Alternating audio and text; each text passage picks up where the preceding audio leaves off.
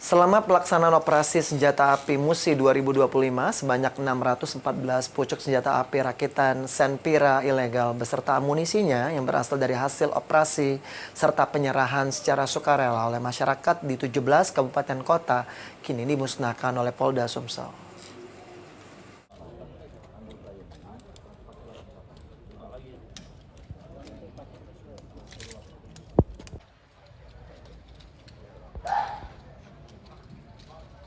Kepolisian Daerah Sumatera Selatan, Polda Sumsel memusnahkan sebanyak 614 pucuk senjata api rakitan Senpira ilegal hasil operasi Senpi Musi 2024-2025 bertempat di lapangan tembak Makobrimob Polda Sumsel.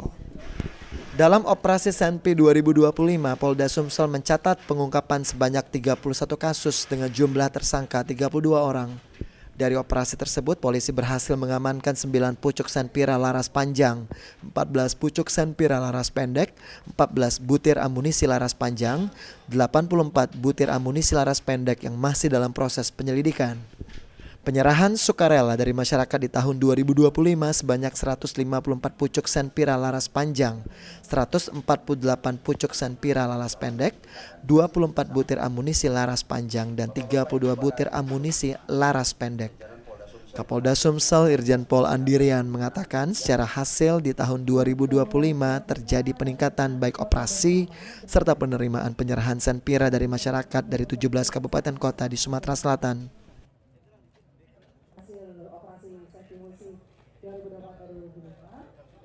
Secara hasil di tahun 2025 ini terjadi peningkatan baik dari hasil operasi maupun dari hasil penyitaan atau penerimaan dari serahan masyarakat ya.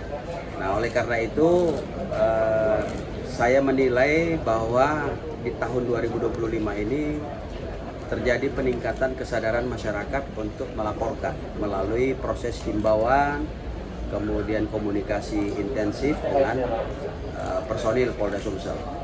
Nah, ke depan tentu kita berharap bahwa kesadaran itu makin tinggi ya, dengan alasan apapun bahwa membawa senjata api, jangankan rakitan, jangankan organik, rakitan pun itu sudah salah. Kapolda Sumsel berharap kesadaran masyarakat semakin tinggi mengingat membawa dan menyimpan senjata api ilegal merupakan pelanggaran hukum yang dapat dikenai sanksi pidana. Lutfi Pal TV.